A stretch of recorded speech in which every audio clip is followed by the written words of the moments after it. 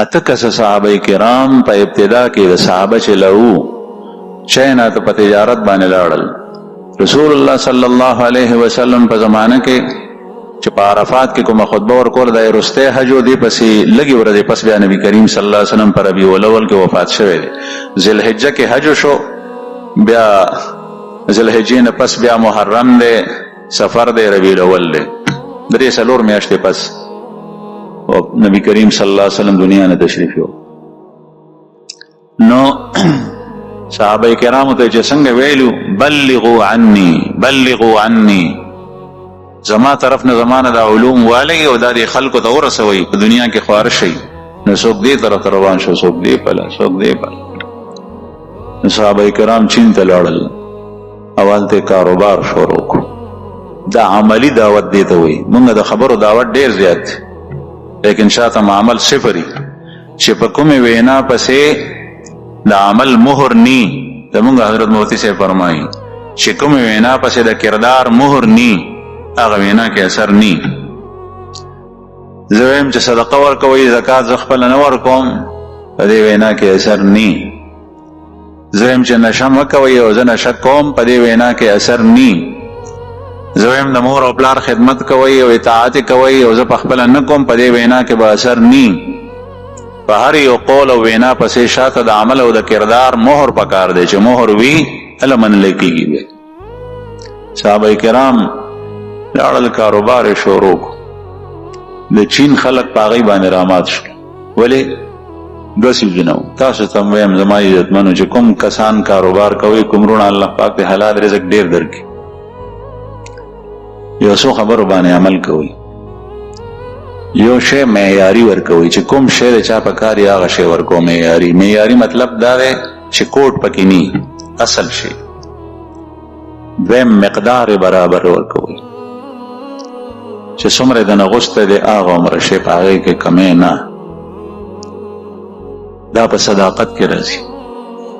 دریم صدق، رښتیا وینا کو، دروغ مه وایه.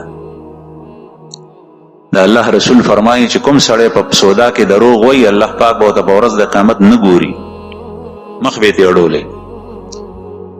څلورم صدقه،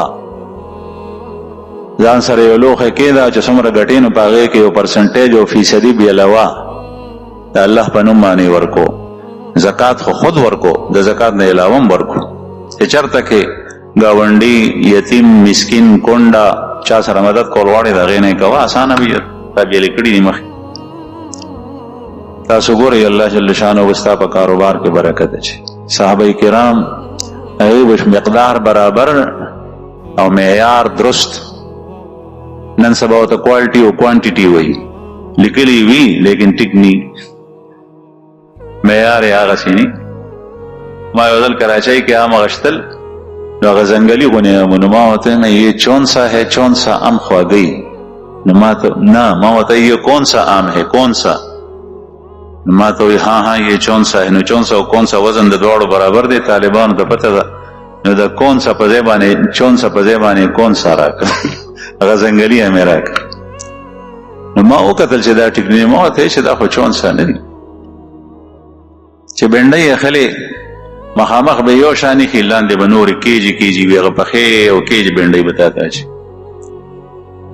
او چې بیا ته کچا اچې نو هغه به پکې پخې اچي، نو چې بیا ته له درنه شي لرې کوي نو ستا هغه کچا به غورځوي، هغه پخې به ته پرېږدي.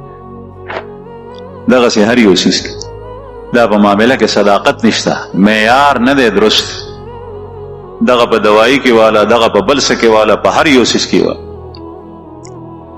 داسې زهر چې د چا وس رسېږي خلکو ته ورکوي.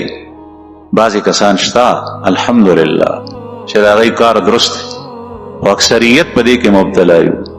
اکثریت هغه صحابو باندې خلک راجمو، نو ټول خلک به هغوی نه سودا وړه، خپل قوم یې پرېښود.